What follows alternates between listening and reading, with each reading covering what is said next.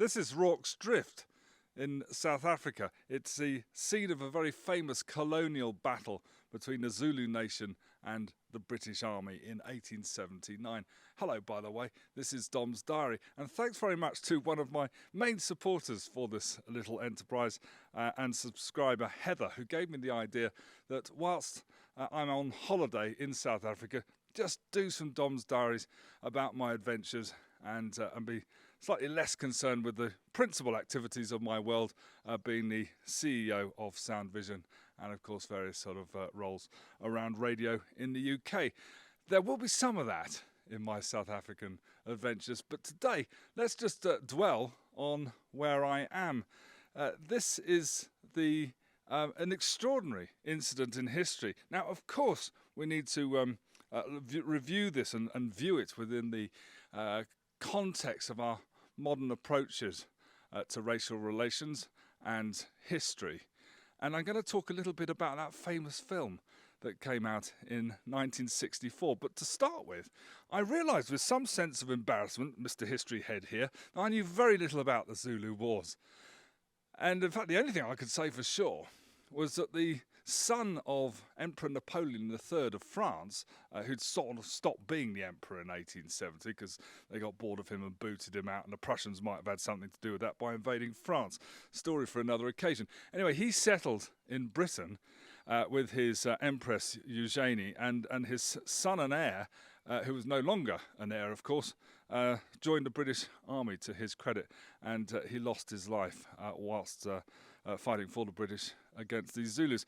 Fascinating as though that is, it is hardly the greatest kind of keystone of what this conflict was all about. And I suppose we need to put it in the context of the imperialism of the day and the colonialism. This was all part, I suppose, of what was known as the scramble for Africa, where the European powers, pretty well all the comparable European powers, were all running about this continent here, trying to get themselves colonies, which kind of added to the tension of what was going on in Europe, and ultimately, of course, all led to the First World War. In these matters, as in others, I love to be guided by the great comedian Al Murray, who described the British Empire as that's when we put the railways in and then nicked all their stuff. It's pretty accurate when you think about it. So what happened here is the British authorities were telling the Zulu nation, led by King Ketshwayo, and he wasn't having it. They were telling him what was to be done. And what they were really trying to do was bring all the sort of disparate peoples and nations into, I guess, one colony of South Africa. The Zulus weren't up for this, and that led to the conflict and ultimately to what happened here, which were originally had started out as a kind of a farming outpost, really, and it's built in the classic way of two long barns that was part of the kind of colonial farming ideas at the time. This building here is actually a replica and is the museum. Nice little museum, just taken a look around it and topped up on some of my knowledge. Sometimes when these historical episodes come to us in a form of art, photographs, paintings, cinematic depictions, or indeed museums, it's easy to feel remote and disconnected from the magnitude of the tragedy of these events. And this has been brought home to me now as I look behind where I've been speaking here by the museum in Rorke's Drift, going up the hill, and indeed in surrounding miles to where I am now, are graveyards. Graveyards to the Zulus, graveyards to the British. They're well kept and serve really as a reminder that real lives were affected by these events. And not only the thousands of people who lost their life here, but also those who were wounded and would have been affected by that for the rest of their natural existence. But then what about all those associated with those who die and are affected? Their families, their comrades, their colleagues. For those around in these circumstances in 1879, this would have been a tragedy of huge proportions, and that would have been felt for many years. So I think it would be appropriate whilst I'm here And in my eagerness to retell stories and to bring all this to life and to reveal something of what went on here to a modern audience, that I should also stand in silent contemplation for all those affected by this remarkable military episode. It is that same silent reflection and contemplation that happens every year in November as we gather by the war memorials. For often it is not easy to see why war happens, why the mass slaughter of Rorke's Drift happened. But in that perplexity we can remember and respect those who perished, those who were affected by it, and of course the extraordinary levels of bravery and heroism on both sides.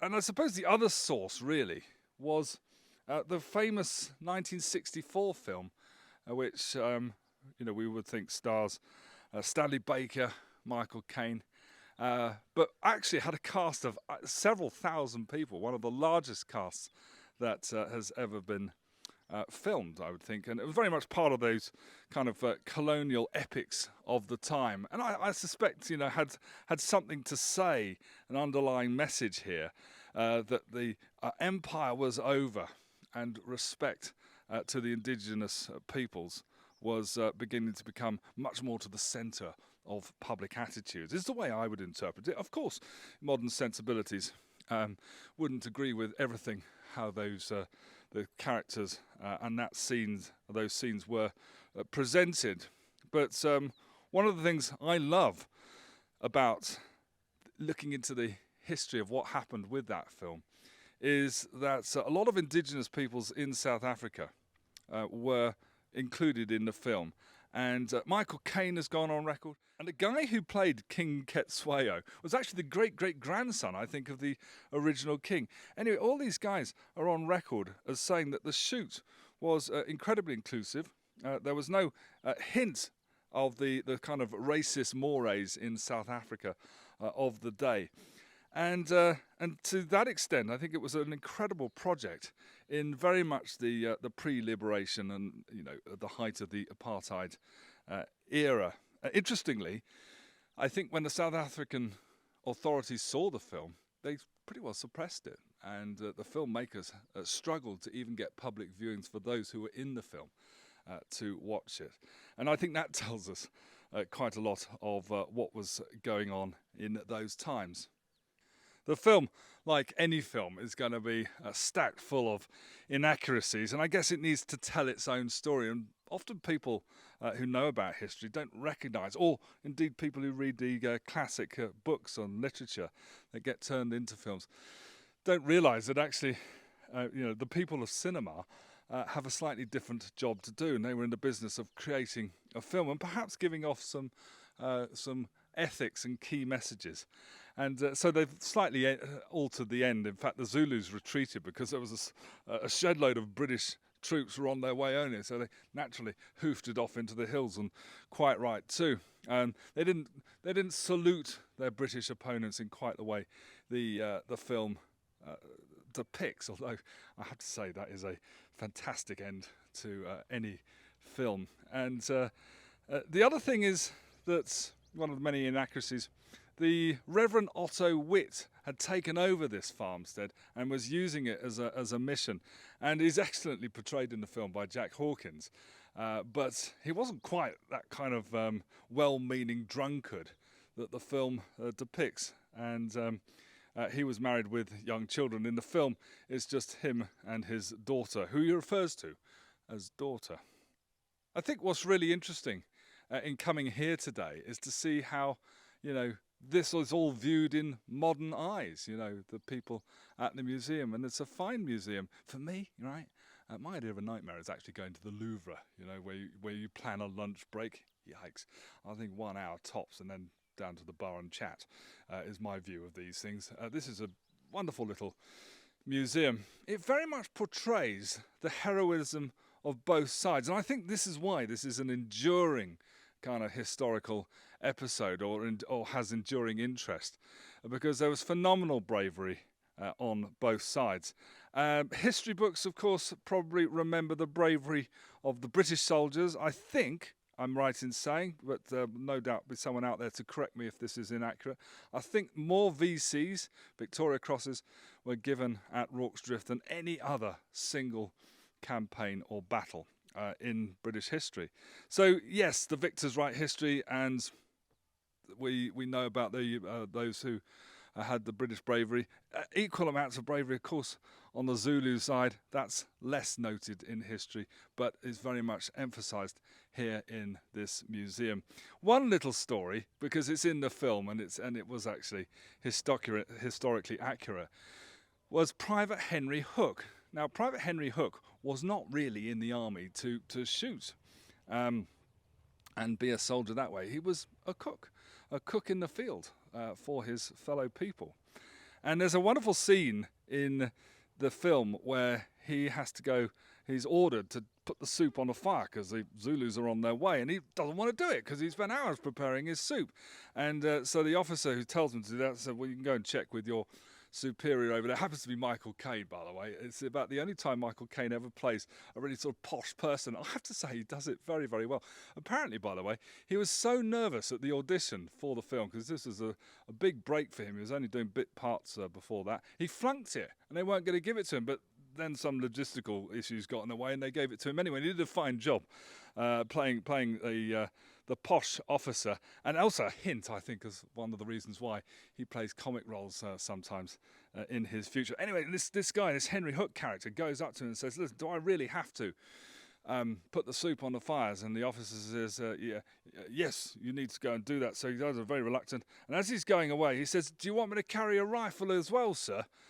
And later on, it emerges that he was personally extraordinarily brave during this very unpromising circumstance for the British, who were holed up here and trapped here, and he was one of the recipients of the VC. And it's wonderful to come here and bring these stories to life in my imagination, and I hope that I'm sharing that with you.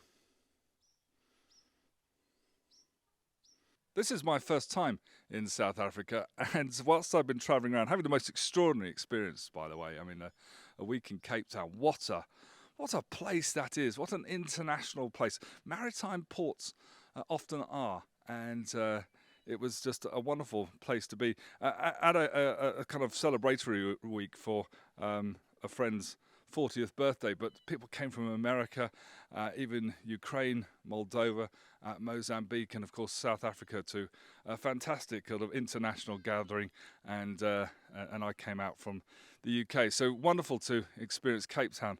And then more recently I've been on my travels up to Kruger. Great seeing the animals. I've never done a safari before, so that's fantastic. But whilst I've been in South Africa, I'm reminded of thoughts that I often have when I'm in Parliament Square, which I frequently am. I love being in Parliament Square and looking at the statues and wondering why they're there and why other people aren't there. And one of the questions I've often asked myself is, you know, in the absence of some notable British Prime Ministers, Gladstone, maybe more recently Thatcher, Wilson, Clement Attlee, you know, they're not there, but the South African President, Jan Smuts, is there, and a very forthright statue it is. He's actually leaning forward as if he's marching out into the world to make an impact, which is kind of what he did, actually, and that's why he's there. So after the era that we're talking about here in Rorke's Drift, South Africa did become a colony. Then that led to the South African Wars, what was known as the South African Wars at the time, or the Boer War. But rapidly after that, and I think the British victory was something of a Pyrrhic victory. And after that, South Africa achieved dominion status. And it was as a dominion of the British Empire, of Britain, I'm not quite sure how the phrasing of that worked, that the world went into the First World War in 1914. And eventually in Britain, there was a change of Prime Minister and a national government led by David Lloyd George. And he said to the Dominions, Australia, South Africa, Canada, you know, your presidents, your leaders, very much welcome to be part of the war cabinet. Now, I don't think he really thought anyone would take up it, but Jan Smuts got on a boat and came over here and took up residence, came over here, I should say, went to London and took up residence there and was very much an active part, an important part of the war cabinet. Well, now, after the war, you had the whole Treaty of Versailles, which took a year, and he was part of that. But really, the reason why he's celebrated in Parliament Square in London is because he virtually single-handed wrote the Constitution for the League of Nations. And that was hopefully going to be the mechanism to prevent all war forevermore. Unfortunately, that didn't turn out to be the case, but this was a fantastic contribution, and that's why he's celebrated in London. But looking at it with the deliciousness of modern eyes, and bear in mind as I tell you this, that some fantastic joker in history, when they built that awesome statue to Oliver Cromwell on the side of Westminster, whatever it's called, Hall. And then you're looking over at the, Oliver Cromwell's looking over at the Church of St Margaret's, which is a side of Westminster Abbey. And there in a little entrance, which is no longer used because you've got railings there now, but is an effigy of Charles I. So Oliver Cromwell, who was ultimately responsible for beheading the king, and the king, they look at each other in eternity. And perhaps by that token, that spirit, I think it's really fun to note. And perhaps there's a more serious point here being made, that one of the more recent additions to Parliament Square is, of course, Nelson Mandela. So Mandela and Smuts now look at each other in eternity. And I think we'll just end this fun little Dom's Diary there. Of course, I will be pursuing charitable aims and thoughts here in South Africa. Got some great meetings, got some great encounters set up, and I'm going to visit a few radio stations and find out how media is working. Not only here, I'm up to Lesotho, into Mozambique as well, whilst I'm spending these weeks in Southern Africa. So no doubt I'll be back to you very soon. From Rorke's Drift, though, for the moment, cheerio.